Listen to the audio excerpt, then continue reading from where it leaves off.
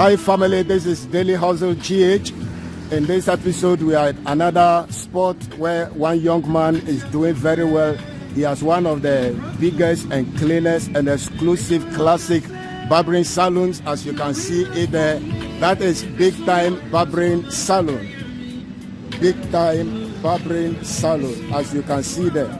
So we are here to interview this young man today and learn about his success story, where he came from, where he is, and where he's going from here. So you can see Big Time Barbering Salon. So let's get inside and interact with him.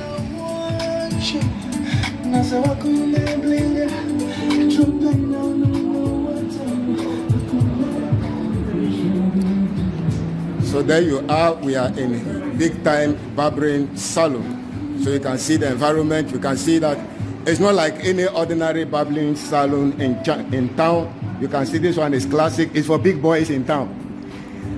Very soon when I start talking with the CEO, you know that he himself is a big boy. And so the place is for big boys in town. So you can see we have one client already being sculptured nicely. The beauty inside him will come out after here. So you can see, look around. All right, so here we are.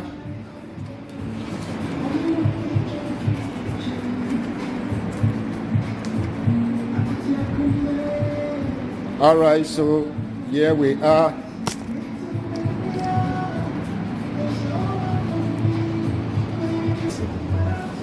All right, so we continue. Here we are in the salon of one of the last sons who is doing very well.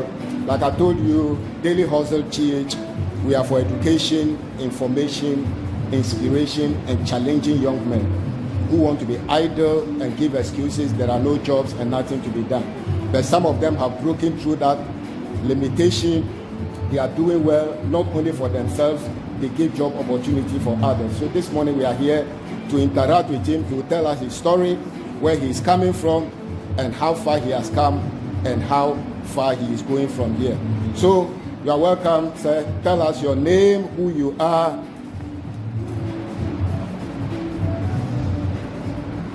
You are welcome. My name is Lawrence Bosuh. Lawrence Bosuh. Okay. I come from Togo. Okay. I'm born in Bolgatanga since 30th April 1974. I am a family of 4, firstborn. Yeah, Lawrence is a young man who believes in hand job skill. Talk loud. I am a guy who doesn't love education in class, but believe in using my hand. Okay. I started being a Shushan boy. Wow. Since 1984. Wow. 86, I started learning barbering. And I used 2 days from an elder colleague who inspired me by asking me whether I loved the job. And I said yes. Then he used only 2 days to teach me. 2 days? 2 days. To teach you a whole profession you are practicing today? 2 days. Hi. And sometimes I do forget that I had a master. Wow. Wow. And the 2 days, I picked it and started with children, friends. 89, I was so strong and then qualified enough to start my own. Wow. Also, in those first 2 years, you started working with the person who trained you?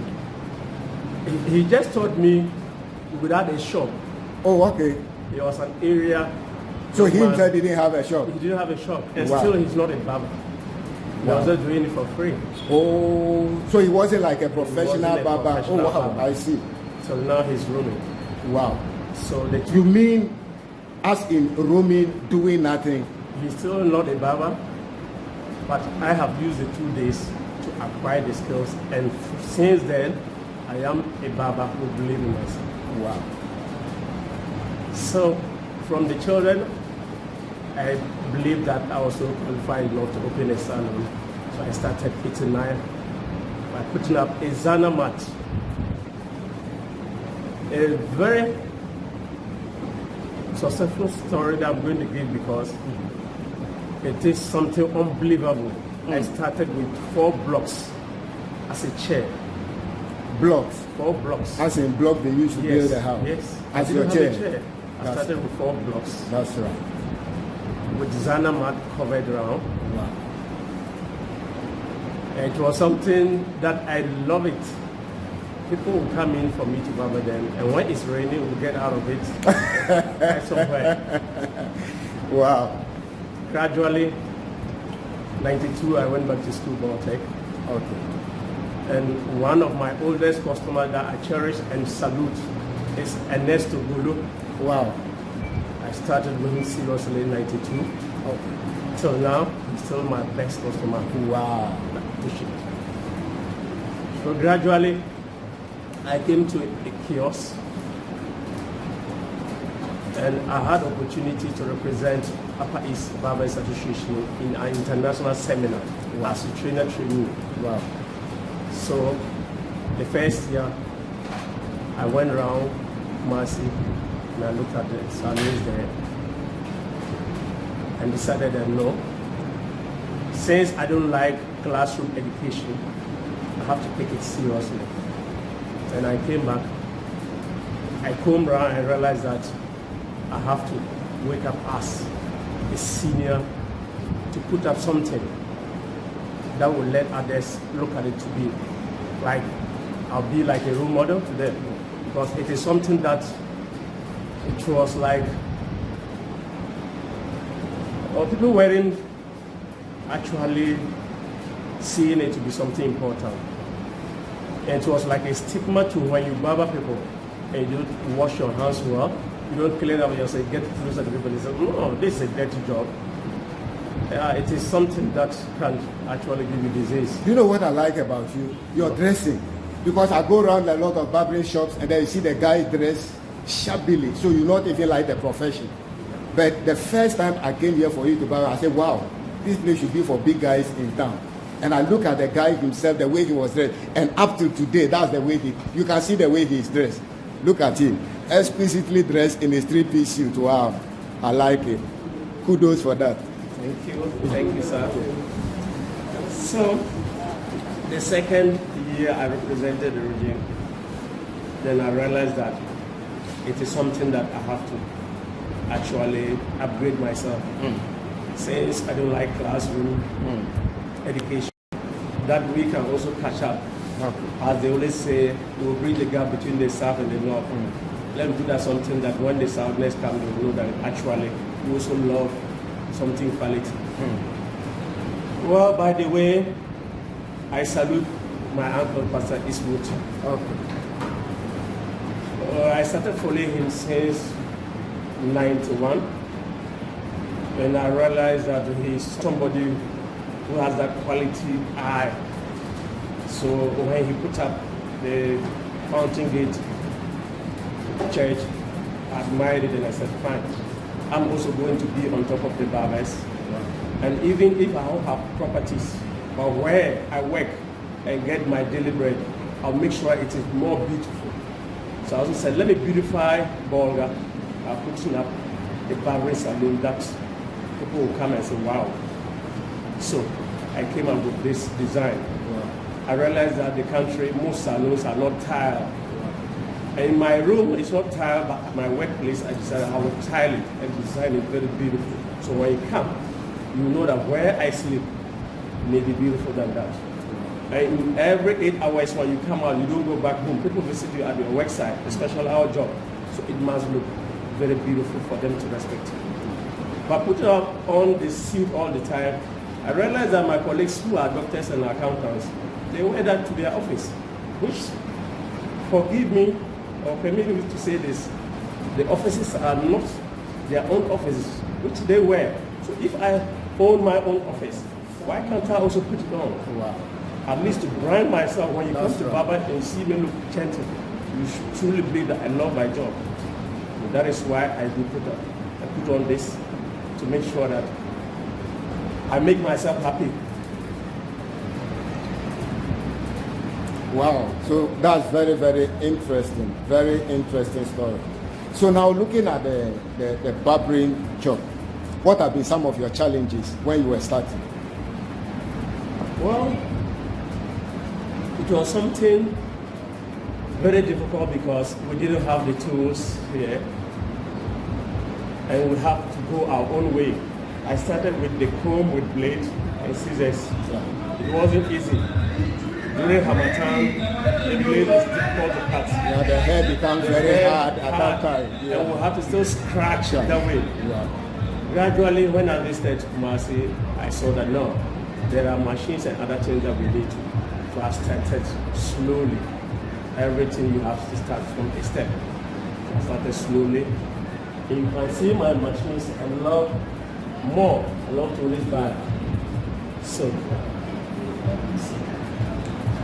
I decided gradually to go this way. So you didn't start from here. You didn't start as big and as nice as this. From Zana. You heard the story where he said 4 blocks. 4 blocks. I wish I had a picture of that structure and then the zana mat. Those of you who don't come from the north, you don't know what zana mat is. Zana mat is, you see, the millet or the guinea corn stalk. When they peel it and then they remove the bark, just as the south will take palm branches and then we remove the bark and use for baskets and things. That one, they use ropes and they weave it like a mat.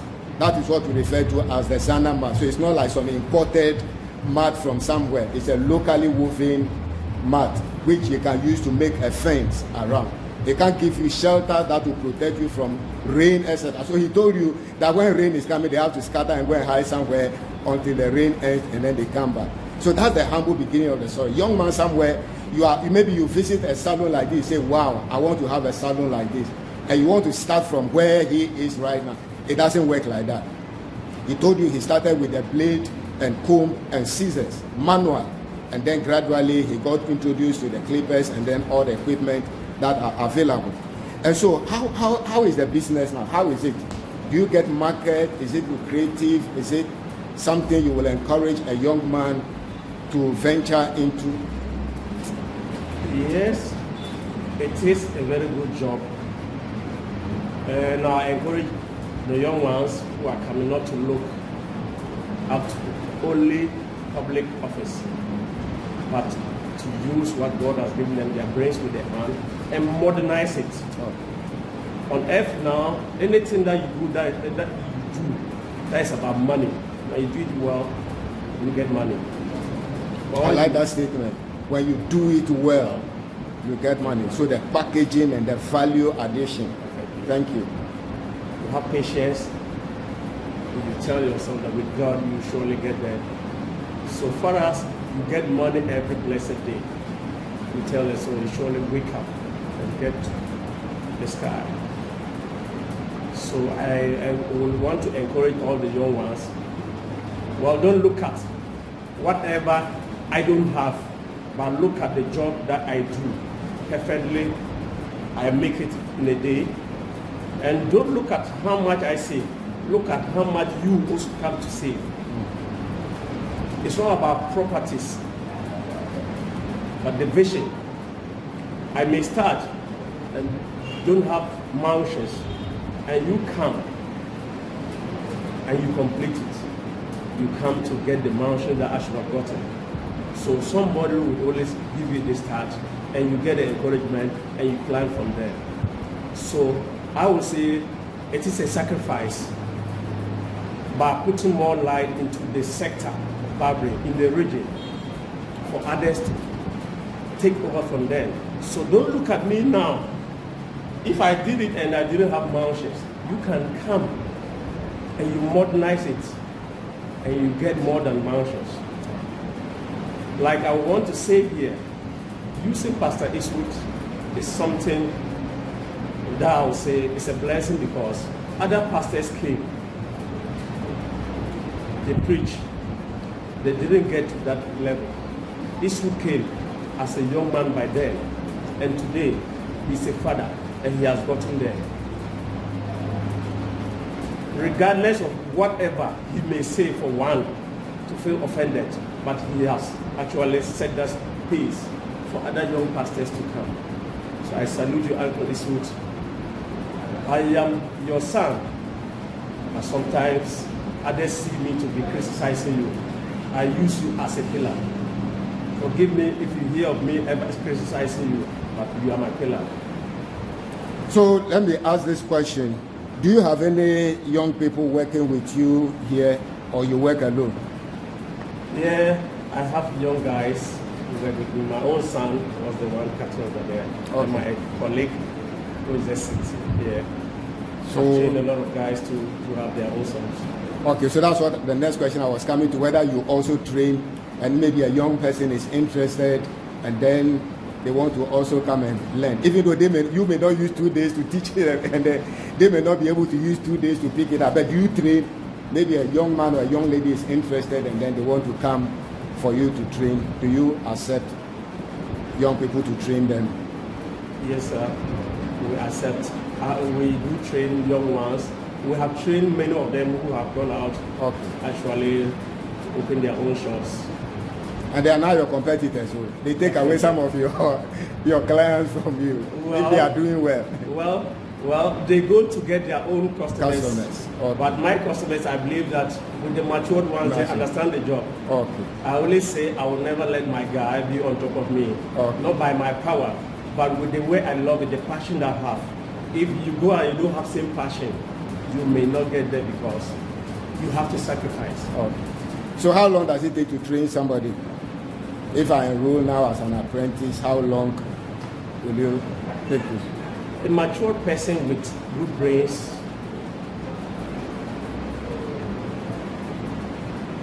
if there are clients, I can use a week to train a mature person who truly love the job. Okay. Yeah. I teach directly. I don't wait to let's finish a client and then just explain. But whilst I am on the client. So you mean if I come here and I'm quick to learn, I can use 1 week to learn this? 1 week. I can use 1 week. And what I do is I get the very young ones who roam about, I call them and then use them to train you free of charge. We cut them, we barber them free of charge. Wow. And you get the opportunity to learn fast. Wow. If I want to use customers alone, we may not get many customers to train you within the week. Okay. But sometimes I go to the orphanage and I ask the mission, especially Africans. Okay. That was what I used to do when you are a public officer and you want to learn. Okay. I just take you there secretly and ask permission. Use the guys, give them good haircuts, and you also learn fast. Wow. I see. Interesting. So with this fishing right now, where are you moving from here? You think of expanding or starting a branch somewhere? Maybe you train some of the guys who may want to still be with you and work with you. Is there a situation like that too? Or they just learn and go and start on their own? Yes. I realize that there's one disadvantage in our job. When you train guys, they go out to establish their own. Okay. So I decided to train my own son. Okay. As my first son. So that he can take. The guy who was doing the barbering here is your own son. Yeah. Really? So that he can take over. That's right. When I have no strength to stand again. Yes. And he has a passion for the job? He has a passion for the job. And that's a good one. So that's a very great one. Thanks for your time. Where can we locate you? Big time. Big time. You can locate Big Time in Bolgatanga, adjacent Jubilee Park. Jubilee Park. Okay. Near Talent Art. Okay. So Talent Art and then Big Time, just adjacent Jubilee Park, just about 200 meters from Agric Development Bank where you are coming from the town side, or when you are coming from the Navrongo Road into Black Star area, just a few meters away from there. They are on the left when you are coming from Black Star, and when you are coming from Agric Bank side, they are on your right. So I encourage you, any phone numbers, maybe anybody needs a clean haircut. Man, the guy when you come here is exquisite. So pick the numbers and then you can call them. Do you do home service? We do home service, sir. Okay, so just put your numbers there so that we can promote your business and then Anybody who is interested, they can call you and then you can come and do it for them at their homes. You can call us on 020 69 63 647. I repeat, 020 69 63 647 or 024 63 93 751. Thank you. All right, so folks, that's been it. This is Big Time Barbering Salon. Our brother Lawrence is the CEO here. You can see the way the guy is dressed too much. If they tell you, meet this guy, and they tell you this is a barber, you won't believe it. And so you can look at the whole shop. You can see the whole place is tiled from floor to wall, nicely designed, powerful, ultra-modern equipment. Nice place. You can look at the chairs. You can see that this is a place of class. So I admonish you, those of you who need a haircut and you don't have a dedicated barber, go to Big Time and then go and register there. They will always do it for you. You are a big man. You can call them to your house, your office, and then they will come and do home service for you. So once again, thank you for being part.